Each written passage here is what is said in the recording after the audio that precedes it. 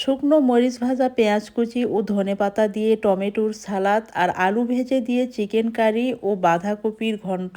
আলহামদুলিল্লাহ আলহামদুলিল্লাহ, আজ ফ্রাইডে দুপুরটা জমিয়ে খেয়েছিলাম আমরা। আর এত সুন্দর মনের মাধুরী মিশিয়ে রান্না করেছি, আর এগুলা কি আপনাদের সঙ্গে শেয়ার না করে পারি। একদম মশলা করা থেকেই শুরু করলাম। শুকনো মরিচ ভালোভাবে বাসায় একদম শুকায় আমি ব্লেন্ড করে নেই, কিন্তু শেষ হয়ে গেছে, তাই মশলার সঙ্গে আজ এভাবে মরিচগুলো বেটে নিলাম। আর সত্যি এভাবে আগের দিনের মা, চাচি, নানিরা এইভাবে মরিচ বেটে তরকারি রান্না করতেন। মশলা টাটকা টাটকা, আমার কাছে এটাই বেশি স্বাদের মনে হয়। তাই কিছুদিন থেকে আমি এভাবে মশলা মরিচ দুটোই বেটে নিচ্ছি। আর আমি দুই দিকে রান্না উঠায় দিয়েছি, ওই মাটির চুলায় দিয়ে দিয়েছি ভাত, আর এখানে চিকেনগুলো ভাজতে দিয়ে দিচ্ছি। শুক্রবার দিন অন্যান্য দিনের চেয়ে একটু ঝামেলা বেশি হয়। সাহেবের অফিস ছুটি, বাসায় থাকেন, ছেলে মেয়েরাও মহা খুশি হয়ে যান। আর অন্যান্য দিনের তুলনায় আজকে একটু সকাল থেকে ব্রেকফাস্টগুলো সাধ্য মতো একটু আলাদা আলাদা করার চেষ্টা করি। আর ব্রেকফাস্ট সেরে আবার দুপুরের রান্না, তাই একটু বেলাই হয়ে গেছে। আর আমি অনেক তাড়াপাড়া করছি, চিকেনগুলো এদিকে ভেজে নেওয়া ট্রাই করছি, আর এদিকে এই যে প্রেসারে আমি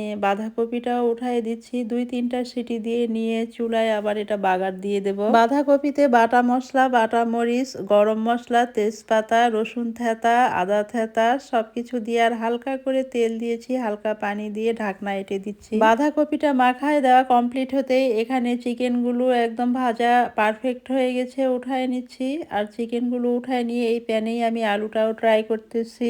আলুগুলো চিকেনের মতো ব্রাউন কালার করে ভেজে নিয়েই উঠায় নেব। এই যে ব্রাউন হয়ে গেছে, এখনই উঠায় নিচ্ছি। চিকেন আর আলু দুটোই পারফেক্ট মতো ভেজে নিয়েছি। আবারও প্যান উঠায় দিয়ে শুকনো মরিচ, তেজপাতা দিয়ে, আর আগের এই যে প্যানে তেল রয়ে গেছিল, তেলটাও দিয়ে দিলাম। আবারও কিছু সরিষার তেল অ্যাড করে দিলাম। তারপরে দিয়ে দিলাম ঝিরি করা পেঁয়াজ পরিমাণ মতো। এগুলো সুন্দরভাবে নেড়ে চেড়ে গরম মশলাগুলো ধাপে ধাপে অ্যাড করতেছি। সাদা এলাচ, কালো এলাচ, রসুন থেতা, লবঙ্গ, দারুচিনি, গোলমরিচ সবকিছু দিয়ে বাদামি কালার হতে হালকা পানি অ্যাড করে দিয়ে লবণ, বাটা মরিচ, মশলা বাটা, আদা জিরা রসুন বাটা ছিল, এটা দিয়ে আবারও সুন্দর মতো নেড়ে চেড়ে এই যে দিয়ে দিলাম হলুদ, দিয়ে মশলাটা সুন্দর মতো পারফেক্ট মতো মনের মতো ভাবে কষায় নিচ্ছি পানি দিয়ে দিয়ে। আর বাঁধাকপিটা অন্য একটা ইন্ডাকশন ওভেনে বাহিরে ওইটাতে দিয়ে দিয়েছি। মশলাগুলো পারফেক্ট মতো কষায় যে চিকেনটাও অ্যাড করে দিলাম। চিকেন দেওয়ার পর আবারও কিছুক্ষণ কষায় নিয়ে তারপর আলুটাও অ্যাড করে দিচ্ছি।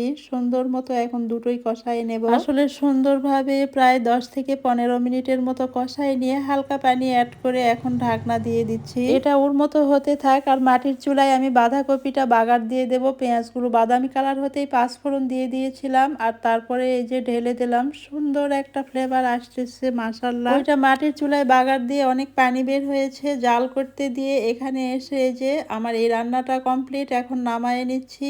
আর এই যে হাতে সালাদ করে নেব এখন। শুকনো মরিচ ভাজা, পেঁয়াজ আর ধনেপাতাগুলো ঝিরি করে নিয়েছি, টমেটোও ঝিরি করে নিয়েছি। হাতে কসলায় কসলায় একদম সরিষার খাঁটি তেল দিয়ে সুন্দর মতো সালাদটা তৈরি করে নিয়েছি। আসলে চিকেন আমরা কে কত ভাবেই না খাই, এইভাবে ট্রাই করে দেখবেন বাসাতে, অনেক ভালো লাগবে। আমার বাচ্চারা তো খুব পছন্দ করে এটা, ওদের বায়নাতেই আজ আমি এইটা রান্না করেছি। আর বাঁধাকপির ঘন্ট আর সালাদটাও হয়েছিল সেই রকম। আলহামদুলিল্লাহ আলহামদুলিল্লাহ, সেই স্বাদের ছিল। সকলে ভালো থাকবেন, সুস্থ থাকবেন। আল্লাহ হাফেজ।